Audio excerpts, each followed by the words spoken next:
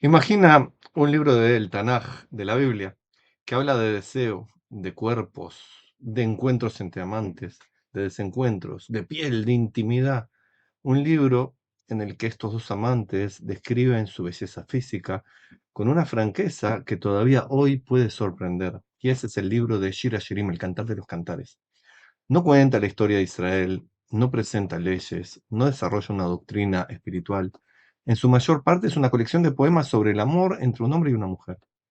No habla de Dios, ni siquiera eso. No habla de justicia, las cosas típicas de los libros del Tanaj. Entonces, ¿cómo terminó un libro tan sensual dentro de las sagradas escrituras del pueblo judío? Y la respuesta no es tan sencilla como decir que todo lo consideraron sagrado desde el principio. Las fuentes rabínicas conservan señales de una discusión real sobre su estatus, si era sagrado o no. Y la solución fue, en buena medida, interpretarlo de una manera nueva, no solo como poesía amorosa, sino como una alegoría del amor entre Dios e Israel. Un libro de amor, no un tratado religioso. El Cantar de los Cantares habla de jardines, perfumes, besos, cuerpos y deseo. Describe los ojos, los cabellos, los labios, las montañas, los senos pequeños que saltan del amante. Es un lenguaje absolutamente sensual y en ocasiones hasta erótico. Y además el libro, como te dije, no menciona de forma desarrollada ni la Torá, ni el templo, ni pactos sagrados, la historia del pueblo judío. Tampoco presenta a Dios como un personaje, como es en el resto de los libros del Tanaj, incluso en el de Esther, que no se lo menciona. Existe sí un pasaje discutido en el casi al final, 8.6, donde contiene la expresión hebrea Shalebetea, que algunos traducen esta palabra como la llama de Dios, utilizando una forma abreviada del nombre divino. Es una interpretación, no aparece el nombre de Dios ni directa ni indirectamente. Por eso es absolutamente exacto decir que no contiene referencias a Dios. Lo más preciso sería decir que el cantar no presenta enseñanza religiosa. Su tema principal es el amor humano. Muchos especialistas consideran que el libro reúne poemas compuestos en diferentes momentos. Algunos pueden conservar imágenes muy antiguas, pero su forma final posterior, sin duda, a la época de Rey Salomón.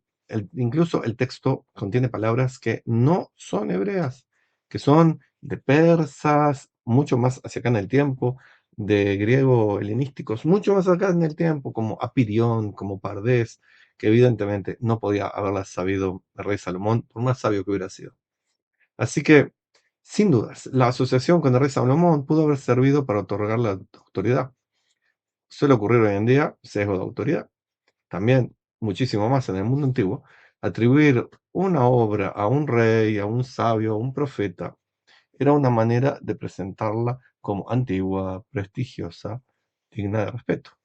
Sin embargo, acá también entra el debate rabínico. La Mishnah, una de las grandes compilaciones de la tradición rabínica, conserva una discusión sobre el Cantar de los Cantares y Coelet, el Eclesiastés. El pasaje se encuentra en la Mishnah, como les dije, en Yadayim 3.5. Es la imagen que tengo acá atrás mío. Allí se afirma que los escritos sagrados poseen un estatus ritual especial, porque se estaba hablando de la canonización del Tanaj, qué libros iban a entrar en el Tanaj. Y después se menciona el debate específicamente sobre el Cantar de los Cantares y Eclesiastés. Entonces, ¿qué se decía? Se estaba diciendo, algunos rabinos muy sabios decían, Shira Shirim, ok, Coelet no. Otros decían Coelet sí, Shira Shirim no. Algunos decían ninguno de los dos.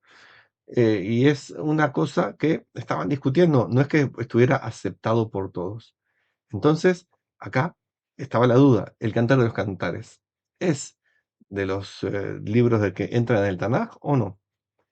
Y entonces había estas opiniones enfrentadas. Por ejemplo, Rabbi Yehuda sostiene que el cantar transmite este mensaje pues, sagrado, pero Coelet no. Rabbi Yosef sostiene lo contrario.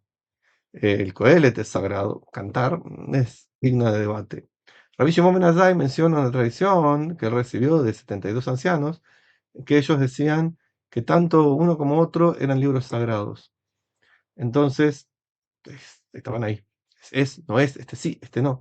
Y entonces acá el texto nos impone una decisión. No es una votación moderna, no es reglas formales para decidir en una reunión. Sí está este desacuerdo Hasta que llegó ¿quién? Rabbi Akiva, que dijo así, miren que se los leo. De ningún modo, nadie en Israel discutió acerca del Cantar de los Cantares, diciendo que no es sagrado. Todos los escritos del Tanaj que estaban canonizando son santos, pero el Cantar de los Cantares es santo de los santos. Akiva no dice simplemente que Shira Shirim es un libro sagrado como los otros, los coloca por encima, más elevado que todos. Santo de los santos, asociado al espacio más sagrado del antiguo templo de Jerusalén. Pero tenemos que leer con cuidado sus palabras. La Mishnah acaba de mencionar opiniones diferentes. Por lo tanto, cuando Akiva dice que nadie discutió sobre la santidad, no está ofreciendo una posición neutral de los hechos. Él está defendiendo a ultranza, con una retórica contundente, lo que él quiere decir, la sacralidad de este texto. Su argumento se puede resumir así. No debemos tratar al cantar como un texto profano, ni dudoso. Su importancia para Israel es máxima. Akiva convierte un posible debate, duda acerca del lenguaje erótico en una afirmación de grandeza espiritual. Pasa de ser un poema erótico a una alegoría sagrada. ¿Y cómo hizo esto Rabbi Akiva? Mediante la interpretación alegórica. El hombre y la mujer del poema dejaron de ser vistos únicamente como dos amantes, pasaron a representar a Dios e Israel. Después los cristianos, cuando nos tomaron prestada las Sagradas Escrituras, el Tanaj, y la convirtieron en Antiguo Testamento, etc., hablan de que es Cristo y la Iglesia. También eso toman prestado. El deseo del amante se convirtió en una imagen de la relación entre Dios, Dios el uno y único, el indivisible, y su pueblo, el elegido por él para ser su pueblo, Israel. La separación y el reencuentro pasaron a ser símbolos del exilio y la redención. Y esto era fundamental en la época en que se estaba discutiendo la canonización.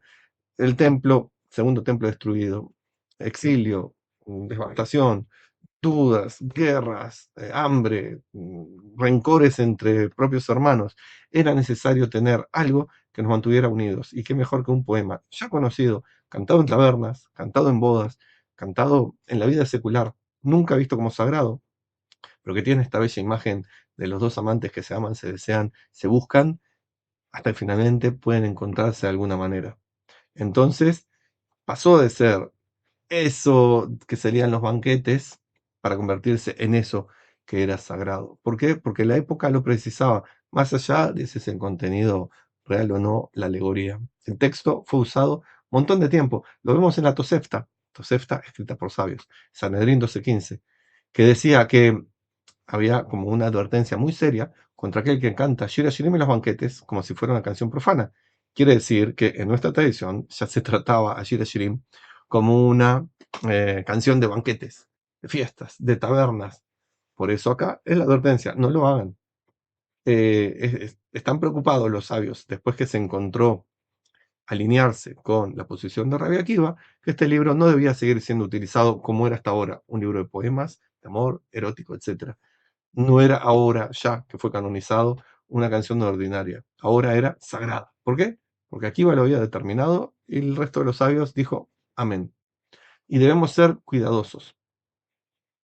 Que esto eh, puede parecer como si fuera la autoridad de Rabbi Akiva y tomarlo como una imposición. Rabbi Akiva era muy sabio. Los otros también eran sabios. Acá fue una decisión política, como te dije, las circunstancias lo ameritaban. Y Rabbi Akiva encontró en este texto por popular y por sus razones místicas, por sus razones espirituales, por sus razones políticas, lo usó. Y eso no le da menos mérito o más mérito a Rabbi Akiva, simplemente es algo que tenemos que entender. No sabemos si Rabbi Akiva hizo alguna estratagema para que la votación formal saliera como él. No sabemos cómo fue la determinación finalmente que llevó a los sabios a decidirlo. Tampoco sabemos si la comunidad hubiera aceptado el libro únicamente porque era demasiado popular para prohibirlo. O sea, dijeron, está acá, ya lo conocemos, nos gusta, y ahora con esta nueva interpretación nos gusta mucho más. Entonces, cuando tenemos que el contenido del Cantar de los Cantares podía y puede ser problemático, y que los sabios discutieron su estatus, Rabbi Akiva defendió su santidad con una intensidad excepcional. Y esta intensidad y su interpretación alegórica permitieron integrar el libro en la tradición. Con el tiempo el cantar pasó a ser parte indiscutible del Tanaj. Así que más que una imposición, Es más exacto hablar de un proceso de reinterpretación y legitimización. Pasó de ser poema, igual que un montón de poemas que se cantaban en el Medio Oriente, en Egipto, mucho antes que Shir Shirim, pasó a ser un poema que estaba representando algo que el pueblo necesitaba y era ese algo lo que le dio la santidad. La historia de Cantar de los Cantares muestra que los textos sagrados no siempre llegan a nosotros como fueron pensados, con un significado único e indiscutible. A veces son textos difíciles por muchos motivos. Coelet, por sus dudas filosóficas, habría que leerlo y estudiarlo para entender por qué estaba tan debatido también Coelet, porque son textos que una comunidad debe aprender a leerlos correctamente, interpretarlos para poder conservarlos bien. En este caso, un conjunto de poemas amorosos terminó convertido en una de las grandes expresiones de la espiritualidad del judaísmo, del Tanaj. Y eso no significa que necesariamente su valor espiritual sea falso, significa que su historia es más compleja de lo que suele reconocerse. La misma Mishnah no nos presenta una revelación celestial que resuelva el problema, igual que en el horno Ajnai no fue la revelación celestial. Nos presenta sabios discutiendo sobre una clasificación ritual, defendiendo posiciones diferentes y tratando de explicar lo que debe ser parte del Tanaj o no. ¿Es el cantar de los cantares sagrado? ¿Sí o no? Lo decidían ellos, no Dios. Y en el centro de esta discusión aparece la voz de Rabbi Akiva. Todos los escritos del Tanaj son santos, pero este es santo de los santos. Su voz fue la que determinó que los sabios lo siguieran. Así que el cantar de los cantares sigue estando ahí con sus palabras, alguna en persa, alguna en griego, la mayoría en hebreo. No deja de ser un poema sobre el deseo. Su lenguaje sigue hablando de cuerpos, de pasión, de intimidad, de encuentros y desencuentros. Lo que cambió fue la interpretación y el valor que se le dio en una época necesaria. Para algunos sigue siendo usado como un poema amoroso. No se canta más en tabernas, o sí, pero es un poema amoroso. Para otros sigue siendo esta alegoría entre Dios y el pueblo judío. Para la tradición rabínica, terminó ocupando un lugar central dentro de las escrituras y nos demuestra cómo el pueblo judío va construyendo su propia identidad con los aportes de Dios, los aportes de otras culturas, palabras en otros idiomas, pero también con esto de poder discutir, debatir, encontrar qué es necesario acordar y qué no. Shalom y bendiciones.